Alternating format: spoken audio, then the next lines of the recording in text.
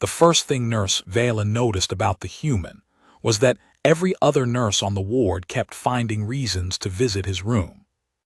She noticed it on her third shift at Crescent Station's medical bay, a refueling depot orbiting the gas giant humans called Saturn, staffed mostly by Keth Sauron medical personnel under a joint species treaty. The station was not a glamorous posting. Crescent Station received fuel haulers, or freighters, and the occasional diplomatic vessel that had been sideswiped by micrometeorite debris. Its medical bay was 12 beds, 2 operating theaters, a pharmacy alcove that smelled of ethanol and something older and harder to name, and a nursing staff of 9 Keth Sauron and 1 human who had transferred to Tethys General 8 months ago, and whom nobody missed exactly, but whose absence had left the ward with an uncomfortable sense of being slightly incomplete. The human was not the vacancy they were missing. The human was the patient in bed 7. His name was Devereaux. She had read it on his admission chart and then read it twice more, because the name sat in her mouth in a way she hadn't expected, 4 syllables that moved like water over stones. Devereaux.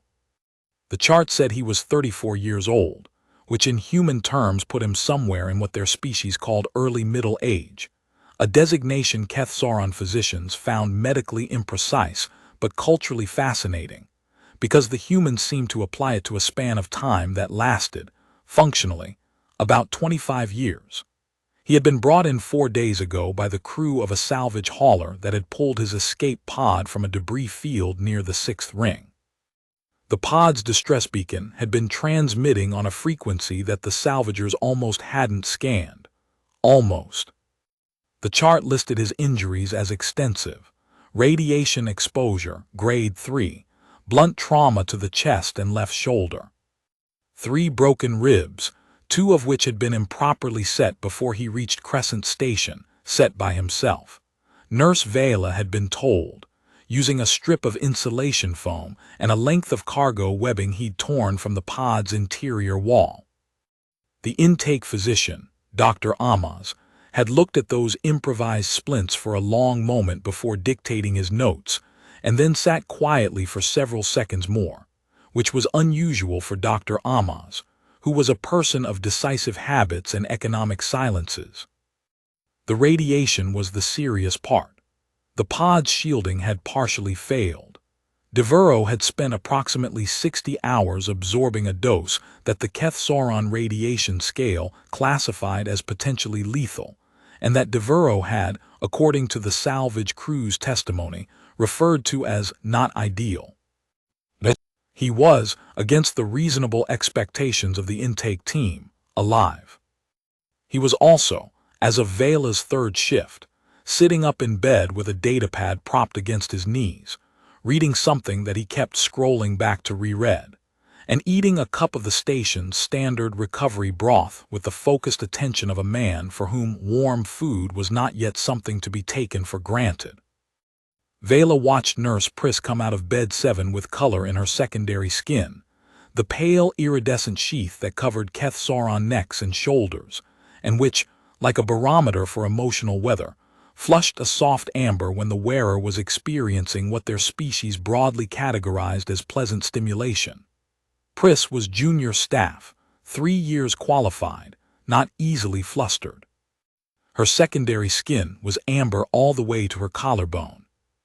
"He asked me what the station smelled like to me," Pris said, setting her med tray down at the nursing station and touching the back of her neck with one finger, seemingly unaware she was doing it. Vela looked up from her charts, and I told him copper and recycled air and something like the way a storm smells just before it breaks. Pris blinked. He said that was exactly how it smelled to him too. He said he'd been trying to put words to it since he woke up, and now that he had the words he felt better. She paused. He remembered what I told him when I came back with his afternoon medication. He used the phrase I'd used, verbatim. "Humans have strong verbal memory," Vela said. "I know, I looked it up after." But it was still. Pris picked up her med tray and went to check on bed 3. She didn't finish the sentence. She didn't need to. Vela watched bed 7 from the nursing station for the rest of that shift. She told herself she was monitoring his vitals. He was, after all, a grade 3 radiation case, and those required closer observation than standard patients. This was true. It was also true that his vitals were stable, had been stable for 36 hours, and that the monitoring system would alert her the moment anything changed, and that she had 3 other patients whose stability was less absolute than his and who, in theory, warranted more of her professional attention. What she was actually doing was watching him read. He read the way she had heard some humans described but had never personally observed, with his whole body slightly involved, not just his eyes. When something in the text interested him, his right hand would move almost imperceptibly, a small gesture as though reaching for something that wasn't quite there. When something troubled him, his jaw would tighten and release, the muscle near the hinge making a small visible movement. He turned pages with his thumb in a particular rolling motion, and she found after 20 minutes that she was anticipating it. The small rotation, the slight pause of focus before the new text started. She went to check on bed 2, then bed 4. Then, because the ward was quiet and her rounds were complete, and there was no reason in the known regulatory framework to walk past bed 7, she walked past bed 7. "You don't have to pretend," Devereaux said without looking up from his datapad. "You can just stop." Vela stopped. She was Keth Sauron, 5 feet 9 in the human measurement, pale gray-green skin, 4-fingered hands with an extra joint at each knuckle, eyes that were slightly too large for a human face and the wrong shade of amber for Pris's secondary skin, but the same family of color. She was experienced and professional, and had been working in medical environments for 11 years, and she was standing at the foot of a patient's bed at the invitation of the patient, and she felt her secondary skin do something she had not felt it do in some time. Something warm moved through the iridescent layer at her collarbone, which she controlled before it became visible. She hoped. "I apologize," she said. "I wasn't." "Watching me read, yeah, you were." He said it without accusation. "It's okay. I watched you for a while too." He glanced up then, and his eyes were dark brown and very direct, and had the quality she had noticed in the intake report. The way eyes look when the person behind them has been alone in a very small space for a very long time, and has spent that time thinking rather than unraveling. "I was trying to figure out if you were the one I should actually talk to." "About your care," she said. "Dr. Ahmaz is your primary physician, if you have concerns about treatment." "Not about my care." He set the datapad face down on his knee. The gesture had the weight of decision about it. "About why I was in that pod." She had read the chart. The official record listed his origin vessel as the independent hauler Meridian Cross, destroyed in what initial investigation suggested was a cascade failure in the drive containment system. He was the only survivor of 11 crew.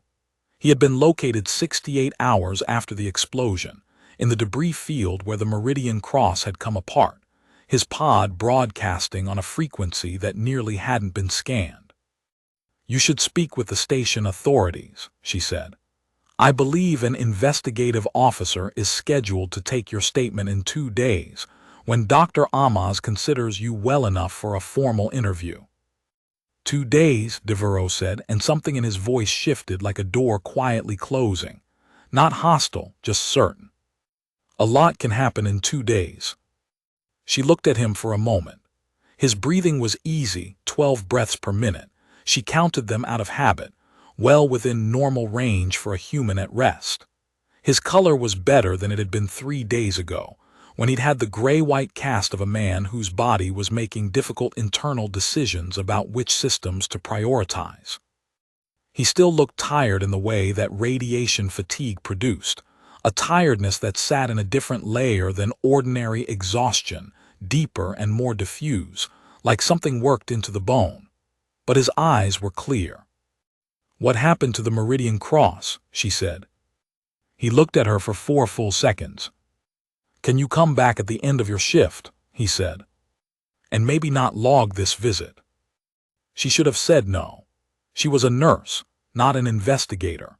She had patients with actual medical needs. The regulatory framework for Crescent Station's medical bay did not include provisions for clandestine conversations with patients about the circumstances of their admission, and there were 3 separate sections of the Joint Species Treaty she was likely already violating by having this conversation at all. "Shift ends at 2200 hours, she said. "Station time." "I'll be here," he said, with a faint quality in his voice that she would later identify as the specific human variant of dark humor. "I'm in no condition to be anywhere else." She went back to the nursing station. She completed her shift. She administered evening medications, updated 3 charts, approved a dietary change request for the patient in bed 9, and spent 40 minutes sitting with the patient in bed 11 who had received difficult news from Tethys about her family and needed someone to simply be present in the room. That last thing was not in any regulatory framework either, but it was the part of the job that Vela had never been able to bring herself to stop doing even when the shift was technically over. At 21:58 she checked that the night shift nurse, Domel, was on the floor and oriented, and then she went back to bed 7 and pulled the privacy curtain. Devereaux had put the datapad away. He was sitting with his hands open on his knees, which she would learn later was how humans sometimes arranged themselves when they were about to say something true. Some species use the hands as weapons and fold them away when they're fighting. Humans, apparently, opened theirs when they were not. "The Meridian Cross wasn't carrying ore," he said. She waited. "We were running a salvage contract. Private party, no registry disclosure. That's not unusual in the belt. Half the salvage work out here happens on handshake agreements, no paper trail, cash on delivery. The client gave us coordinates for a derelict in the 6th ring, old consortium vessel, supposedly abandoned after a transit drive malfunction 15 years back." He paused. "It wasn't abandoned." "What was it?" "I don't know exactly. Something old. Something Keth Sauron, I think, based on the hull configuration, but it wasn't any design I'd seen in public records, and I've been running salvage in this system for 8 years. I know what the standard Keth Sauron freighter looks like, what the survey vessels look like, what the old consortium research platforms looked like. This was the right general architecture, the same spacing on the pressure frame, the same approach to life support integration, but built to a different specification.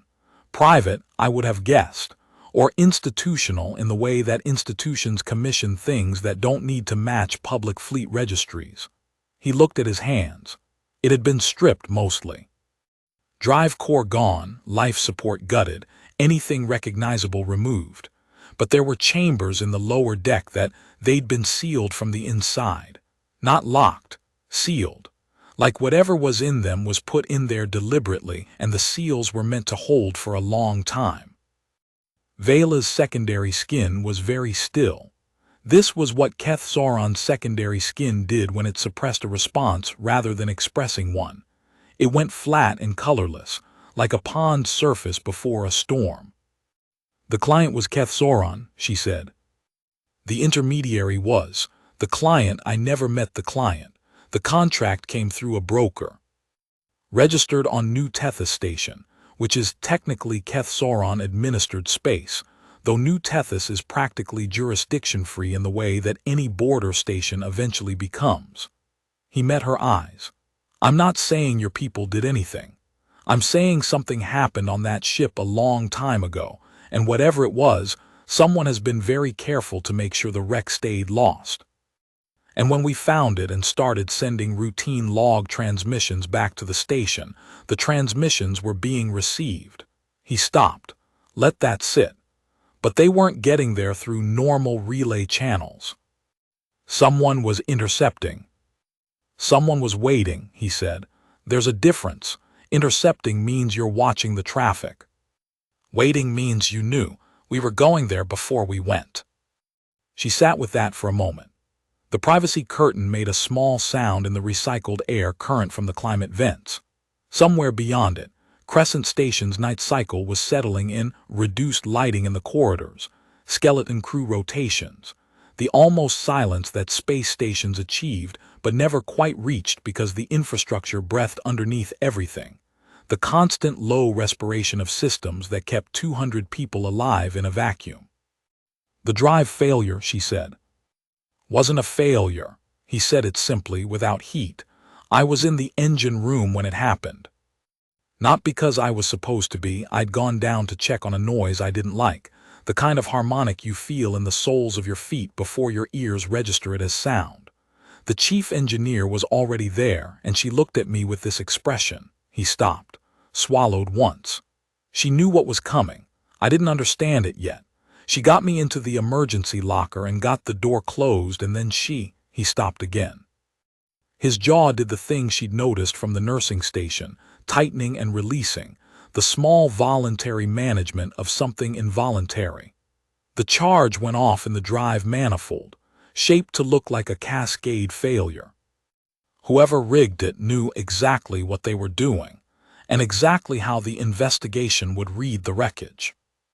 10 crew members dead, an engineer who had lived just long enough to get one man into a locker. What was her name? Vela said. He looked up. There was something in his face that she hadn't seen there before, not surprise exactly, but a recalibration, like a small internal adjustment in how he was measuring the conversation. Sato, he said. Hana Sato. 8 years I worked with her. She'd been on salvage crews since before I had a license. He was quiet for a moment. She had a daughter on Callisto Station, 6 years old. Her name is Emmy. Vela sat with that name in the room between them. Not Sato, Emmy. The child, given a name in a hospital room on a space station above Saturn, by a man who was keeping a specific and deliberate account of who was owed what. Why are you telling me this? She said. Not the investigative officer, not the station commander, me. Because you're not part of this station's administrative structure, he said. You're assigned here on rotation from the Keth-Sauron Medical Institute. You answer to your own regulatory body, not to the station commander, not to whoever holds the administrative contract for this posting. He paused. And because you were watching me read for 40 minutes and you never once tried to pretend you weren't doing it for a reason. She looked at him. That's a very particular kind of observation to make from a hospital bed, she said. 8 years in the salvage lanes, he said. You learn to read who's reading you. He shifted slightly, and she saw the flinchy-controlled ribs not fully healed would take another 3 weeks at minimum, and the radiation fatigue would be a slow conversation his body would be having with itself for months. I need someone to carry something out of this room, not information written down somewhere, physical object. He stopped. Actually, not even physical, up here. He tapped his left temple. I had time floating in that debris field, 60 hours. I was in bad shape, but I was functional enough to think. I went over what I'd seen on that ship until I had it memorized. Coordinates, the real ones, not the ones in the broker's contract, which I think were shifted enough to make the approach take longer. The hull registration number, which I found stamped on a secondary bulkhead that whoever stripped that ship missed because it was behind a collapsed heating element. The configuration of the sealed chambers, as much as I could map from memory. He held her gaze. I need someone to write that down somewhere that the people who sent us there can't reach. You have access to Medical Institute record systems, he said. I looked up the treaty provisions for this station's medical bay. Keth-Sauron Medical Institute records are encrypted under a different key than Crescent Station's administrative infrastructure. They can't be audited without a direct Medical Institute override. What you're describing, Vela said carefully, could be interpreted as asking me to use Medical Institute record infrastructure for a non-medical purpose. Yes, he said, that's what I'm describing. She looked at him for a long time. Devereaux looked back at her, open-faced, not pushing, not arguing, letting the silence be what it was and not trying to fill it. She had learned in 11 years that this was unusual. Most people, presented with silence at a moment they wanted something, filled the silence. They added arguments. They adjusted their positions. They softened or hardened depending on how they read the other person's face. He just waited. "Tell me the coordinates," she said. He told her. She memorized them. Keth-Sauron nurses trained for phonological memory retention far beyond what most species considered baseline. Her memory for sequences of numbers was near perfect under normal conditions and still reliable under stress. And then he gave her the hull registration, a 17-character alphanumeric string from an old consortium registry system that she cross-referenced automatically against her knowledge of historical vessel records, and felt something cold and certain settle in her chest when she recognized what registry series it belonged to. She said nothing about that recognition. Not yet. He described the sealed chambers with methodical precision. He had the kind of memory that organized itself spatially. She could hear it in the way he spoke, moving through the lower deck of the derelict as though he was walking it now, his hands making small, unconscious gestures indicating distance and angle and relative position. 5 chambers, circular, 3 meters in diameter, sealed with a bonding resin that he could only describe as organic-looking, which was itself a piece of information that made the cold certainty in her chest considerably colder. It had the color and texture of something that had been alive when it was applied, he said.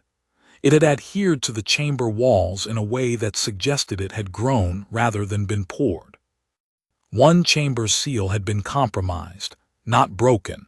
He was precise about this, not forced, but failed, as though whatever had held it had degraded over time, and the interior of that chamber had been visible to the Meridian Cross crew before they were killed. What was inside? She listened to that part without speaking. When he finished, she was very still. "I'm going to go to the staff restroom," she said. "I'll be back in 15 minutes. When I come back, I'm going to update 2 patient files for reasons I'll document as routine annotation review." He nodded once. She took the crash cart past bed 7 without looking at it and parked it at its station, and walked to the staff restroom with the focused unhurriedness of a person who had somewhere to be, and was choosing not to broadcast that fact. In the staff restroom, with 2 solid bulkheads between herself and anyone who might have eyes on the ward, she recorded everything. She used the patient welfare annotation field of an unrelated patient's file, a discharged case from 6 weeks prior whose records still lived in the active system under Medical Institute encryption.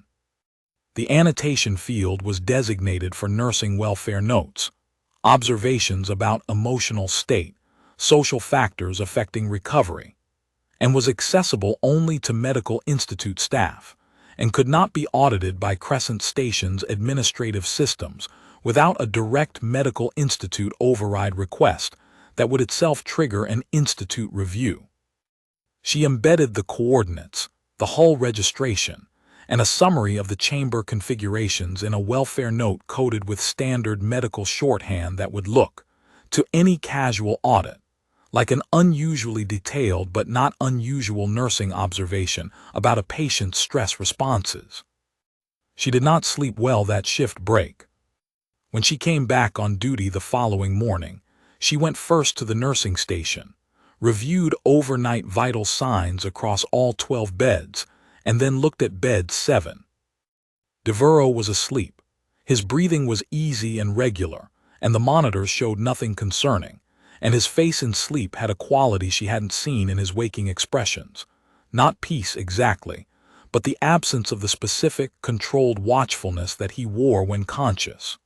He looked asleep, like a man who was tired enough to stop accounting for everything, and who had perhaps earned that tiredness in a way that made the stopping feel like permission rather than defeat.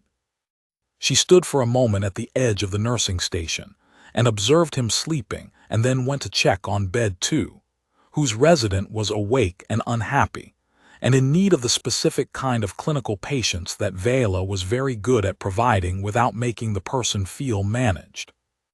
Nurse Priss appeared at her elbow around mid-morning.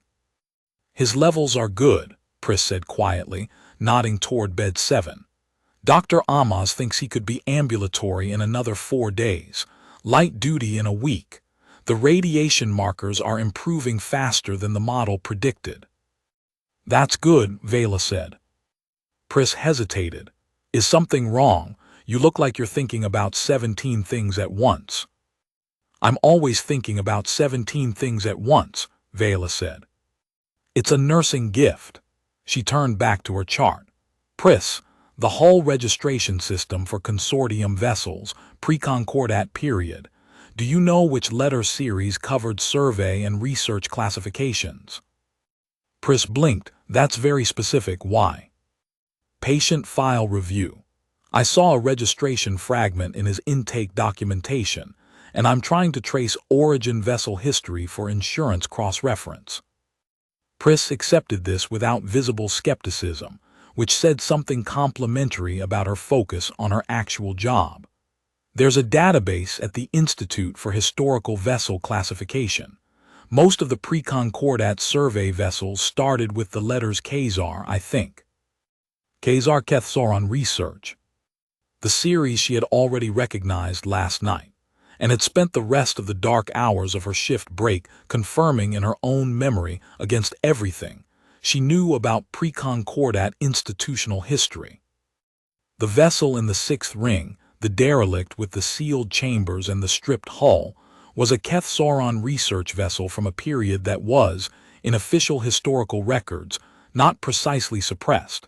Suppression was an active act, and what had happened was quieter and more institutional than that. The records from that period existed.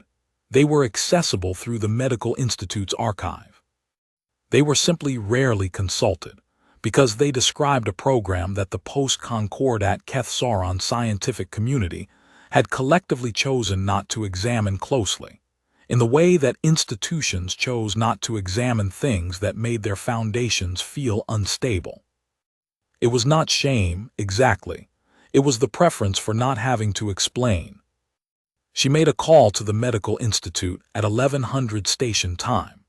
She used the station's encrypted medical relay and kept the call brief and technical, and coded in medical shorthand that would mean nothing to anyone monitoring communications traffic without deep familiarity with Kethsoron nursing protocol language. She asked a colleague at the Institute to pull the pre-Concordat research vessel classification database on her behalf, citing it as background research for a patient welfare assessment. Her colleague said she'd have it pulled within the hour and asked if everything was all right. Vela said it was a routine check.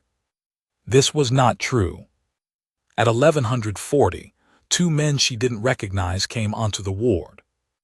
They were Kethsoron, civilian clothes but with the bearing of people who didn't wear civilian clothes as their primary uniform, the posture too deliberate, the stillness too practiced, the eyes spending a half-second too long on the exits when they came through the door.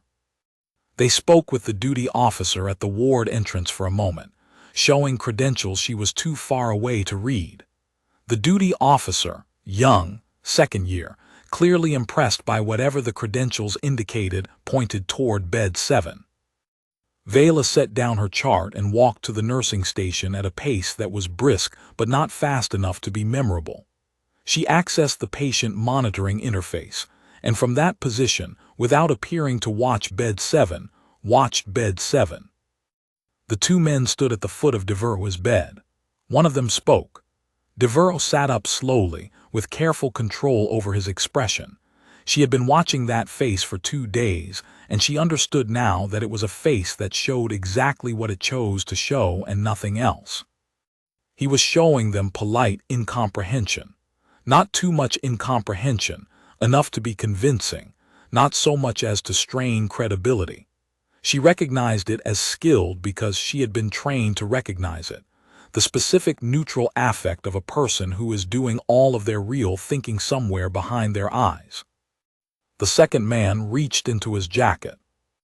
Vela moved. She had been a nurse for 11 years. In 11 years of Kethsoron medical environments, there were 2 situations in which a nurse entered a patient interaction between a patient and a non-medical visitor without invitation. when the patient's vitals required immediate intervention, and when the patient displayed the specific nonverbal cluster associated with acute distress that was being masked by social compliance. She had used the second provision once before in her career, 5 years ago, on a patient whose family members were doing something quietly harmful that the patient could not find the words to say aloud. She had the crash cart in motion before she consciously decided to get the crash cart.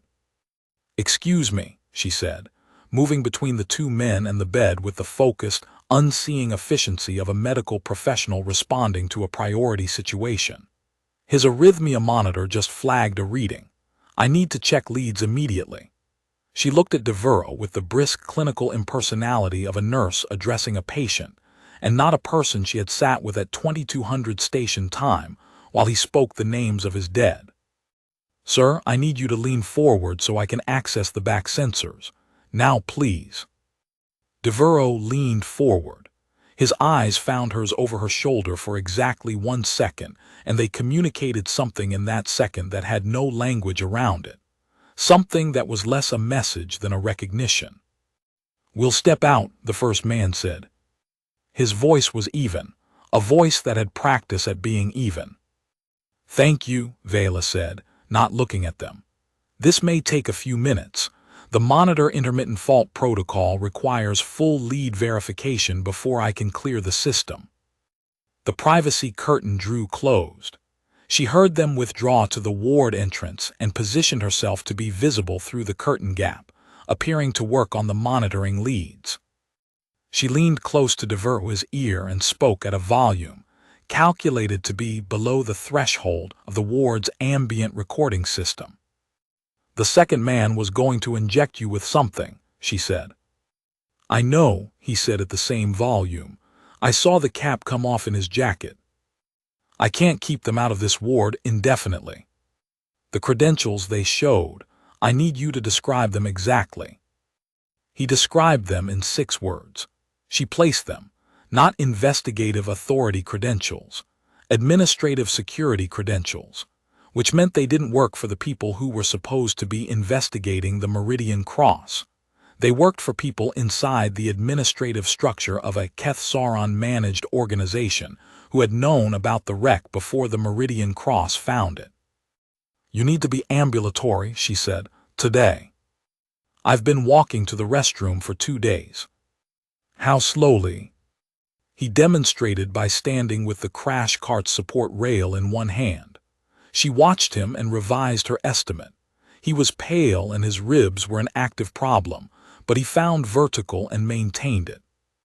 "Get dressed," she said at clinical volume for the curtain.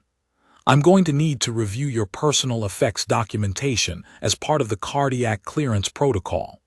She reached into the drawer of his bedside unit without looking away from the monitors and pulled out his personal effects bag. "Com crew badge, and a data chip. I told intake was a medication reference card," he said, also at clinical volume. She handed him the bag and spoke very quietly again. "There's a medical transport prep bay on the lower deck, Green Corridor Bay 4. I've already filed a transfer authorization. I did it during the comm I made this morning. You're logged as a priority transfer to the Medical Institute's main facility on Tethys for advanced radiation treatment review." "Is it real paperwork?" "Completely real. The physician counter-signature is from Dr. Amaz's Institute colleague, who agreed remotely after I explained the situation in sufficient detail." Devereaux was pulling on his clothes with the careful, economic efficiency of a man who had made a decision to be somewhere else and had allocated his pain tolerance accordingly. He paused. "You explained the situation." "I explained that a grade 3 radiation patient was at risk of a non-medical intervention by personnel who had no legitimate authority to intervene in his care, and that I needed a transfer authorization that would be administratively valid from within the Medical Institute's own chain." Dr. Amaz's colleague asked 3 questions. I answered them. He signed. He looked at her with that expression again, the one she didn't have a clean category for. You did all of that while you were supposedly checking the medication database. Medical administration requires significant multitasking, she said. He made a sound that was almost a laugh and controlled it because of his ribs. The transport team in Bay 4 is real, she continued. They've been briefed that you're a priority transfer case. They have standing orders from the countersigning physician. They will not ask you questions. She paused. On Tethys, a colleague of mine will meet you. He works in pre-concordat research history at the Institute. He is not a pleasant person to deal with. He is thorough.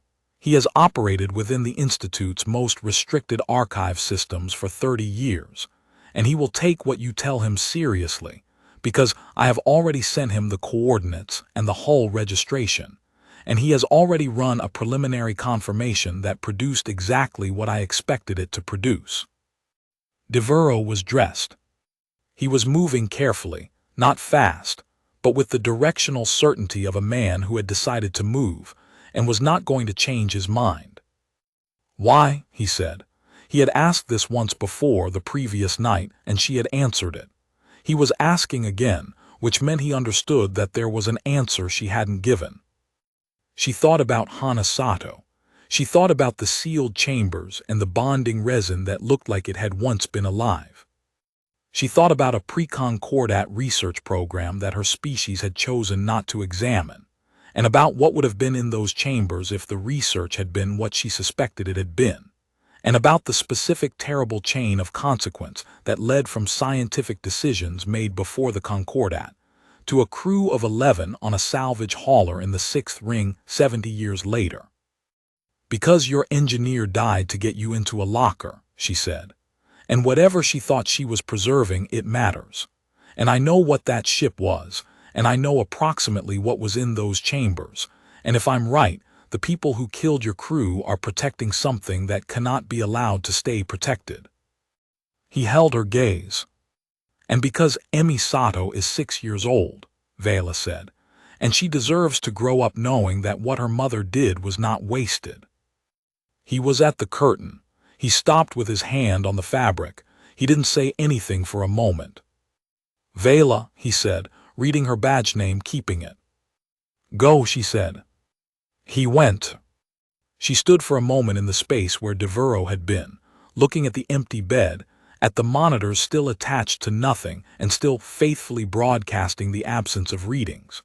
She reached over and switched them off one by one in the correct clinical sequence, the sequence that would show in the log as a standard pre-transfer equipment check and nothing else. Then she went back to the nursing station and wrote up her notes. Routine transfer of a radiation recovery patient to the Medical Institute facility on Tethys for advanced treatment review. Paperwork complete and countersigned. Patient stable and ambulatory. No medical incidents to report. The 2 men in civilian clothes came back onto the ward 20 minutes later. They approached the duty officer at the ward entrance and asked where bed 7's patient was. The duty officer, who had seen the transfer paperwork and had no reason to doubt it, explained about the Tethys transfer.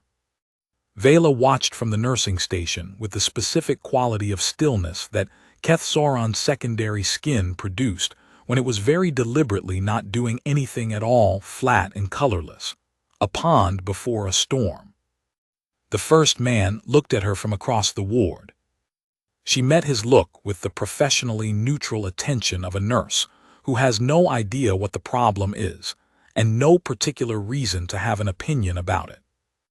After 4 seconds, he turned and left. The second man followed.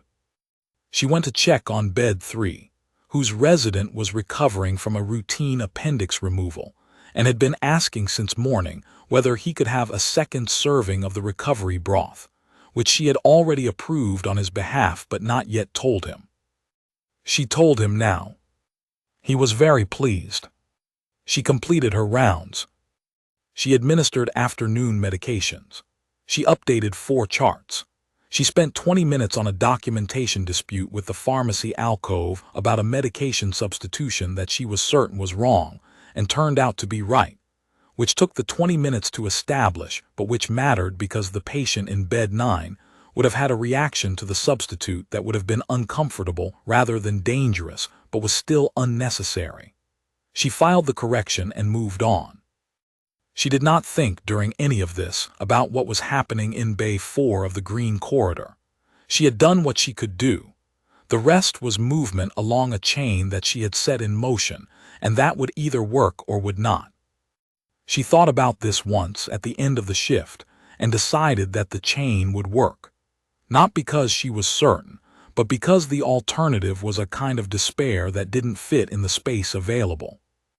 11 days later, a formal inquiry notice arrived at Crescent Station from the Concordat Oversight Committee, requesting administrative access to all communications and security logs from the previous 30 days, in connection with an ongoing investigation into the circumstances surrounding a number of pre-Concordat research facilities that had been classified as decommissioned in the public registry, but whose registry entries, it transpired, had been substantially falsified in the post-Concordat administrative reorganization. The station commander's office received this notice at 1300 hours. By 1400, there were 3 urgent messages in the station commander's queue from people whose names were in the administrative directory under categories that did not describe their actual functions. By 1500, the station commander had begun to understand what it felt like when something very old and very carefully managed started to come apart. Vela, who was on shift and therefore professionally uninvolved in administrative matters, did not read these messages. She was aware, in the peripheral way that long-tenured nurses became aware of institutional weather, that the administrative section of the station was having a difficult afternoon. She paid this appropriate professional non-attention. At 1600, she received a comm from Tethys.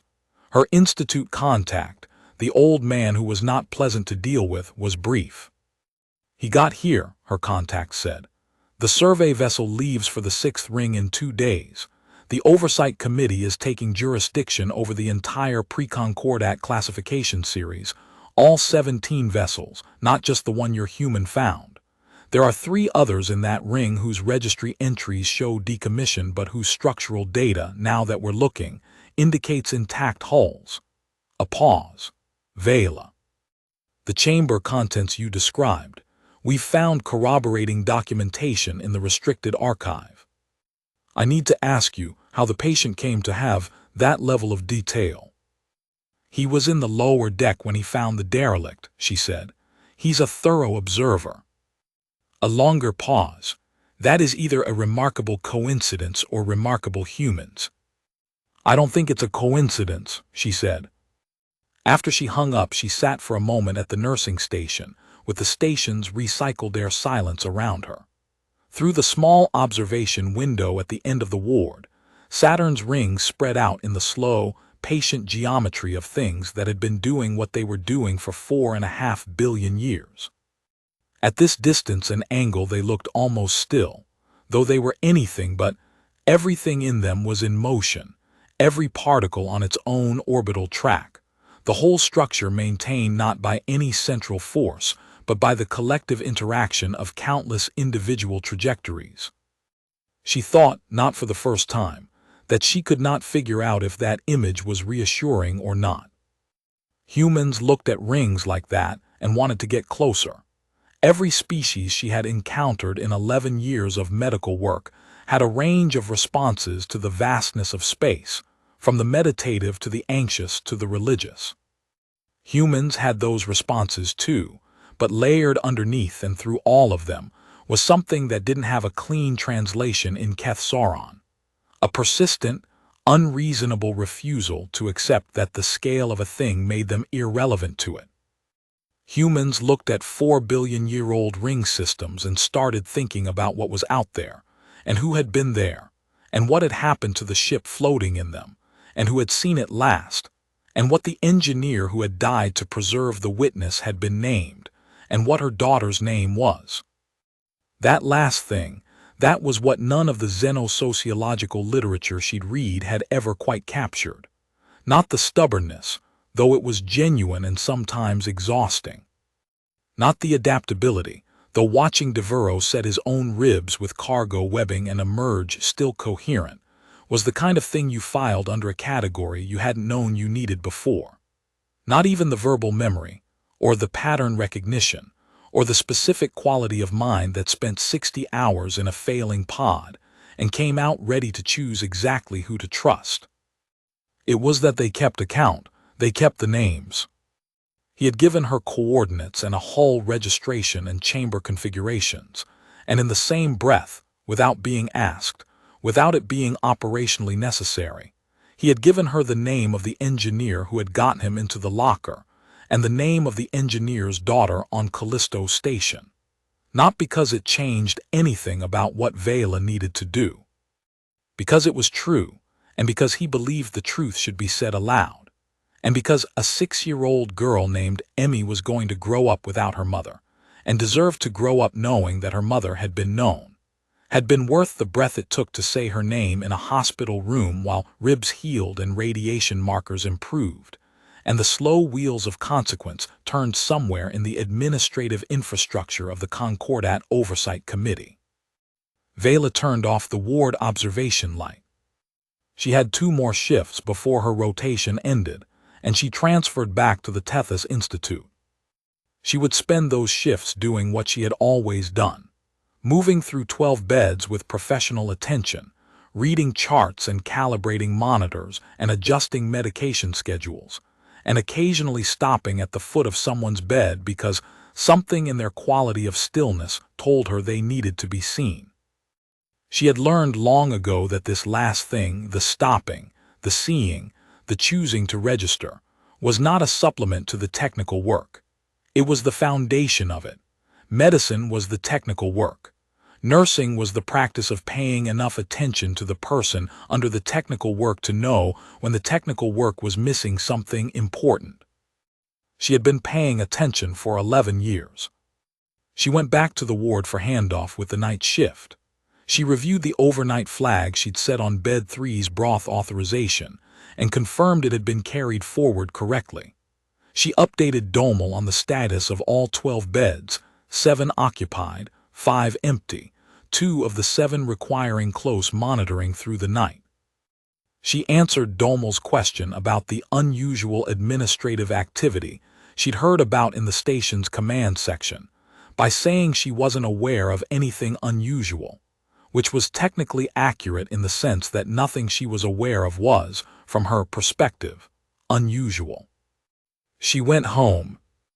In the morning, there was a brief official communication in her medical institute messages from the Concordat Oversight Committee, acknowledging receipt of information submitted through institute channels and confirming that the inquiry was proceeding. It was 4 sentences long and contained no specifics and no names. It was exactly the kind of communication that the Concordat Oversight Committee sent when it was taking something seriously and intended to be careful about it. She read it twice, archived it, made herself a cup of the station tea, which was not good tea but was consistent. Somewhere in the 6th ring of Saturn, an intact derelict held its sealed chambers in the cold and waited for a survey vessel that was 2 days away. Somewhere on Tethys, an old man who was not pleasant to deal with was moving through restricted archive systems with the methodical focus of someone who had been waiting 30 years for a reason to look at what was in them. Somewhere on Callisto Station, a 6-year-old girl named Emmy was living the ordinary life of a 6-year-old in the orbital stations of the outer system, unaware that her mother's last act had started something moving. Vela drank her tea. She would not know how the chain ended. This was the nature of chains. You set them moving and then you return to your actual work, and the chain went where it went in the downstream future you would only partially see. This was also the nature of nursing. You gave the right medication at the right moment, or you repositioned a joint correctly, or you noticed the flag that other people had walked past, and then you moved to the next bed. You did not always get to watch the healing happen. You trusted the chain and you moved to the next bed. She finished her tea. She washed the cup and set it on the rack to dry. In 2 days she would transfer back to Tethys, and the old man, who was not pleasant to deal with, would tell her what had been in the archive, and she would learn whether she had been right about what was in those chambers and what it meant. She thought she had been. She had been a Keth-Sauron medical professional for 11 years, working within a system built partly on pre-Concordat institutional knowledge, and she had read enough of what was in the restricted archive to know what the pre-Concordat research programs had been doing in the outer ring before the Concordat had changed what was permissible and what was not. She had known, when Devereaux described the sealed chambers and the organic-looking bonding resin, and the contents of the one that had already failed, exactly what she was hearing. And she had known that a human salvage crew of 11 people had been killed to prevent that knowledge from moving. They had killed 11, one had lived. One had spent 60 hours in a pod setting his own ribs with cargo webbing, memorizing everything, choosing who to trust. One had walked out of a hospital bed on a space station above Saturn and gotten into a transport to Tethys and put something in motion that 17 sealed registry entries and years of careful management had been designed to prevent. She thought that whoever had designed that management had not accounted for the specific quality of a species that looked at being the only survivor and treated it not as an ending but as a job. She turned off the kitchen light and went to start her day. She arrived at the ward 40 minutes early. This was not unusual for her. She had a habit, on the mornings after significant events, of arriving before her shift and sitting with the ward in its quiet. There was a quality to the medical bay in the hour before full shift change that she had come to value over 11 years. The night crew's worn-in calm, the low hum of monitors all reporting stable, the particular stillness of people who were sleeping because their bodies had decided, for now, that sleep was safe. It was the closest thing Vela had found in clinical environments to what meditation literature described as ground. She sat with her charts and did not look at bed 7, which had a new patient now and had had a new patient for several days. She did not look at it because there was nothing in bed 7 that required her attention in any way that differed from the other 11 beds, and because looking at it would have been a self-indulgence she didn't particularly want to examine. She thought instead about what the pre-Concordat research program had actually been.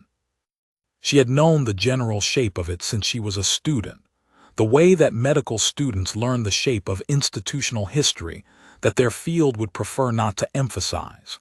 Quickly, as a required course unit, framed in the specific dry neutral language that institutions use when they are required to acknowledge something without being required to feel anything about it. The research had been conducted under a classified directive from before the Concordat in the outer system, using vessels that were registered as survey platforms but were functionally research stations. The research itself had been, in the vocabulary of that era, xenobiological in scope. Keth-Sauron scientists, working without the ethical frameworks that the Concordat would later establish as foundational, had been studying something. That was where the publicly accessible portion of the history ended. The restricted archive, which her contact was now working through, contained what came after. She had not yet read the restricted archive herself. She would when she got to Tethys. She understood enough from what Devereaux had described, the organic bonding resin, the sealed chambers, the contents of the one that had failed, to know that what was in the archive would not be comfortable reading. This was fine. She had not gone into nursing because she expected it to be comfortable. She thought about why certain things got buried. Not suppressed, she had been specific with herself about this distinction. Not hidden in the active, conspiratorial sense that made good narrative but poor history. Just set aside. Filed in the restricted section of an archive that nobody was explicitly forbidden to access, but that nobody was guided toward or encouraged to use. Left in the slowly decaying orbit of institutional memory, expected to eventually become irrelevant as everyone who had any personal stake in them retired or died.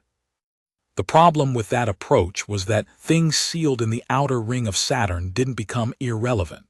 They became derelicts. Derelicts floated. Derelicts were found by salvage crews who had been sent there by brokers working for people who wanted to know if the seals had held. She thought about the sealed chambers and what was inside the one that had already failed. She had been specific with herself about this too, in the hours since Devereaux's transfer, in the careful way that she had learned to be specific about things that were distressing in order to keep the distress from distorting the thinking. She had not known, before Devereaux described it, that any of the pre-Concordat research chambers were still intact. She had not known that anyone was actively monitoring the derelict vessels. She had not known that 11 people had been killed to prevent a salvage crew from reporting what they'd found. She knew these things now. They added up to a picture that was not comfortable and was not simple, and was going to take the Concordat Oversight Committee, and the Medical Institute's archival research team, and probably several other institutions. She could not currently anticipate a significant amount of time and resource to fully understand. She was one nurse. She had done what one nurse in her position could do, which was recognize the situation, act within her authority and ethics, put the right information in front of the right people, and get the witness to safety. She had been trained to think of nursing this way. The ward you were on was not the whole hospital. The intervention you made was not the whole treatment. You were one part of a system designed to distribute the work of healing across many hands, and the health of the system depended on each part doing its specific work well and trusting the other parts to do theirs. She picked up her charts and began her rounds. At mid-morning, she was summoned to the communications room by a message from the Tethys Institute that was flagged in the category reserved for urgent patient welfare matters. This category was not commonly used, and its use gave the duty officer the impression that something had happened to a patient in transfer, which was a reasonable impression to have, and one that Vela did not discourage. The communication was from her contact. It was audio only, which was his preference for anything sensitive. The preliminary survey confirms the hull registration, he said. We've accessed the vessel's secondary data core. The primary was stripped, but whoever did the stripping missed the secondary, same as they missed the registration stamp on that heating element. The research program ran for 11 years, starting 6 years before the Concordat. 14 vessels. We've located 12 of the 14. The other 2 are either genuinely destroyed or in a location we haven't found yet. A pause. The sealed chambers. Your patient's description was accurate. The one that failed, the contents are consistent with what I found in the restricted archive. It's not dangerous currently. It's not anything that constitutes a present threat. But the fact that it exists, and the fact that people were killed to prevent it from being reported, tells us something very specific about who still cares about this and why. Who, she said. That's what the Oversight Committee is working on. It's not a single person. It's a continuity. People who have been managing the program's legacy across multiple generations, mostly within administrative structures that post-date the Concordat but have access to pre-Concordat institutional channels. The registry falsifications were done at a level of the administrative system that requires significant access. Another pause. Vela, your patient is safe on Tethys. He's been interviewed by the committee's representatives, and his testimony and the hull registration and coordinates have been formally entered into the inquiry record. He's under protective accommodation at the Institute's main facility until the inquiry reaches a point where the committee considers him no longer at risk. She was quiet for a moment. The crew of the Meridian Cross, she said. Will they be named in the record? A brief silence. I'll make sure of it, he said. I'll make sure Hana Sato is specifically named and her contribution documented. He paused again. You told your patient that I'm not pleasant to deal with. I told him you were thorough, she said. He told me what you said. He seemed to find it accurately descriptive. A sound that might have been an elderly Keth Sauron administrator's version of a laugh. You did good work, Vela. She thanked him and ended the call and went back to the ward. She had 4 patients who needed her attention this morning, and one who needed a different kind of attention. The kind that was less clinical than human, in the loose cross-species sense that she had come to use that word. The kind of attention that meant acknowledging that a person was more than their chart. She started with the clinical work, because that was always where you started, and then she went to bed 11 and sat down. The patient in bed 11 had received, 3 days ago, the kind of news that reorganized a person's interior landscape permanently. She was recovering physically from a minor procedure, but she was not recovering in the other way, and she did not need medication for that. She needed someone to sit with her in a room and let her talk or not talk, and to recognize at the end that she had been heard. Vela sat with her for 35 minutes. When she came out, Nurse Pris was watching from the nursing station, with the expression of someone who has been at this job long enough to understand what that kind of visit cost and what it was worth. "How is she?" Pris asked. "Better than this morning," Vela said. "Worse than she will be in 3 months." Pris nodded. She handed Vela a chart and went to bed 4, and Vela went to the nursing station and finished the morning documentation, and the ward continued its work in the steady, unheroic, absolutely necessary way that wards did. When her rotation ended 2 days later and she boarded the transport to Tethys, the sun was at the angle that caught Saturn's rings in a particular way, filtering through the observation porthole at the end of the transport's passenger compartment and laying a long stripe of pale gold light across the floor. She watched it for a while during the transit.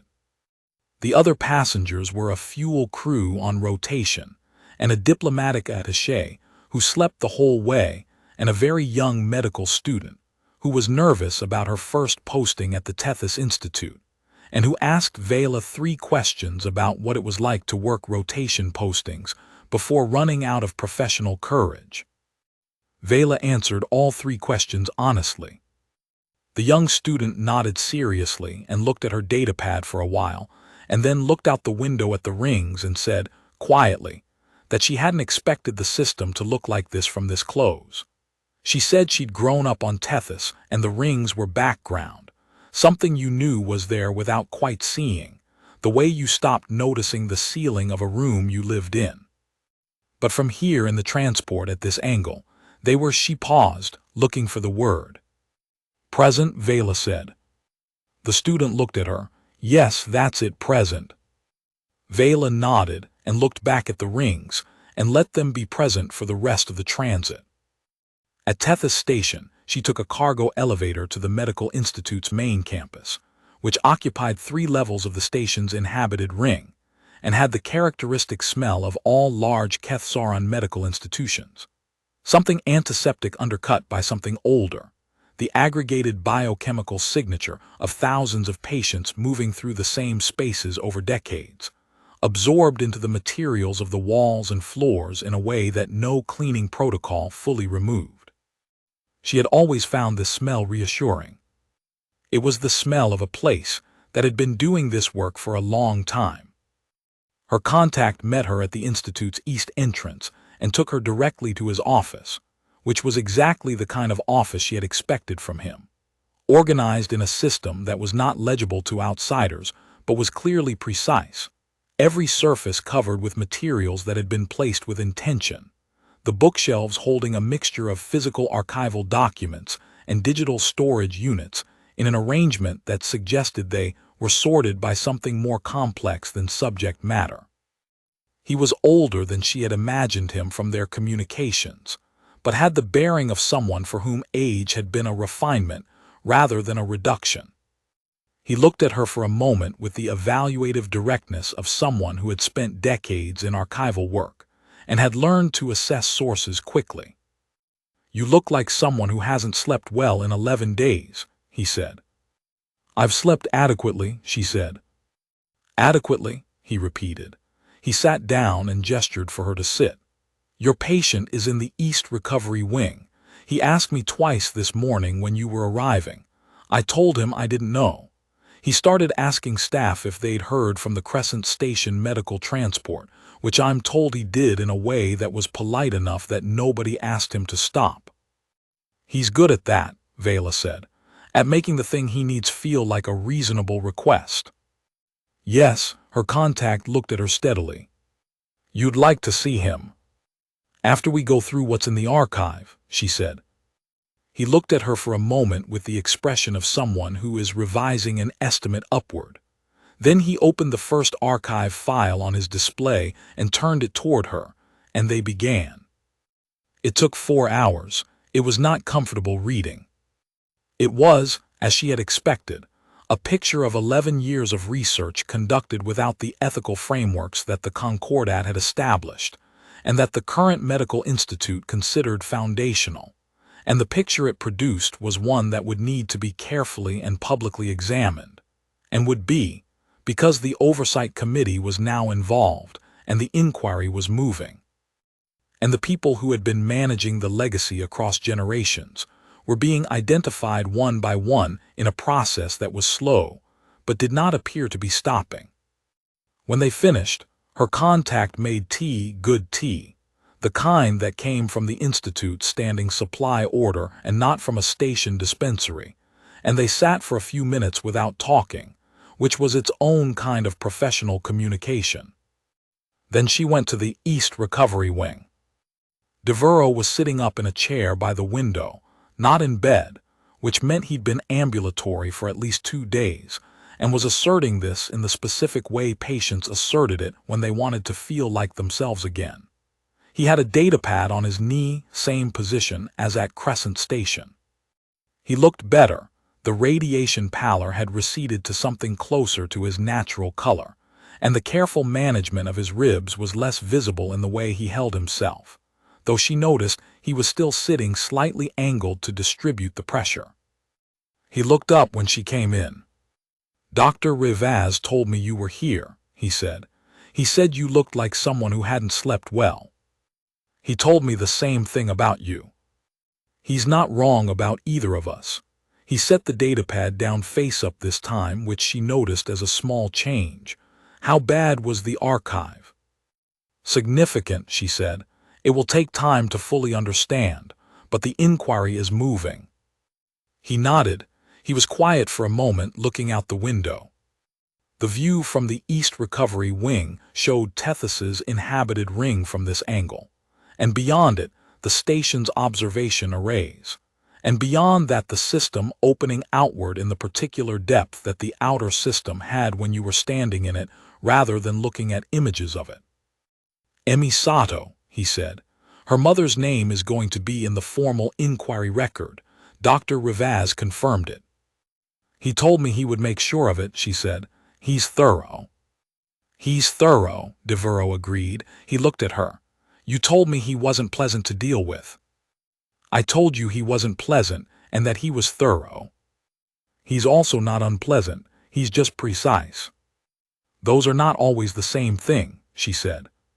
She sat down in the second chair, which had been placed by the window at an angle that suggested someone had been expecting a visitor. She thought probably Devereaux had moved it there. "How are your ribs?" "Better. Radiation markers are apparently within acceptable range now, which Dr. Rivaz described as surprising and which I chose to take as a compliment." "It is a compliment," she said. "Grade 3 exposure with compromised pod shielding. The recovery curve is better than the model." "I had 60 hours to decide I was going to recover," he said. "That probably helped." She looked at him. "Decision-making doesn't affect radiation absorption curves." "No," he said, "but it affects what you do with the time after." He met her gaze. "I spent the first 6 hours managing the physical situation, setting what I could set, stopping what I could stop. After that, there was nothing more I could do physically, so I spent the rest of the time doing what I could do, memorizing everything, working out what it meant, working out what needed to happen next and who was the right person to make it happen." A pause. And then I got picked up by a salvage crew who almost didn't scan the right frequency. And I ended up on a space station, where there happened to be a nurse on rotation from the Tethys Medical Institute who happened to know what a Preconcordat Kethsaron research vessel registration series meant. "That's a significant chain of contingencies," she said. "Most important things are." He looked out the window at the system opening beyond the station's arrays. "I used to think about that in the salvage lanes, how much of what you find depends on scanning the right frequency. You can be right on top of something and not find it because you're not looking at the right part of the spectrum." He was quiet. Hannah knew to get me into the locker instead of running herself. She knew there was something worth getting out. A longer pause. She was a good engineer.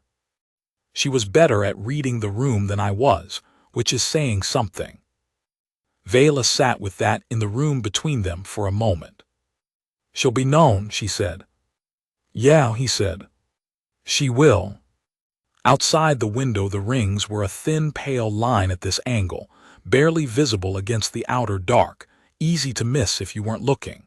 She was looking. She thought that was, in the end, the whole of it. The whole of what she'd done, and the whole of what he'd done, and the whole of what Hana Sato had done in her last 30 seconds. Not any single extraordinary thing, but the decision made in a failing pod, made in a hospital ward on a space station, made in an engine room with a charge about to go off, to look at what was in front of you and see it clearly and do the next true thing. She stayed for another hour. They talked about other things. The Medical Institute's cafeteria, which was significantly better than Crescent Station's, and which Devereaux had already explored twice. The outer system's communication lag, and how it changed the texture of news. What the restricted archive looked like physically, which she described to him because he asked, and because accuracy was a courtesy she had decided to extend to him. When she left, she told him Dr. Rivaz would want to see him again in the morning. "I know," he said. "He mentioned it 4 times. "He's thorough," she said. "Yeah," Devereaux said. And this time he let the sound that was almost a laugh happen without controlling it, and his ribs apparently decided to let it go. And she left the East Recovery Wing with the particular feeling that was not quite warmth and not quite satisfaction, and was perhaps closest to the sense of a system doing what it was designed to do. She went back to the Institute's main corridor and began her first shift at Tethys. There was work to do. There always was.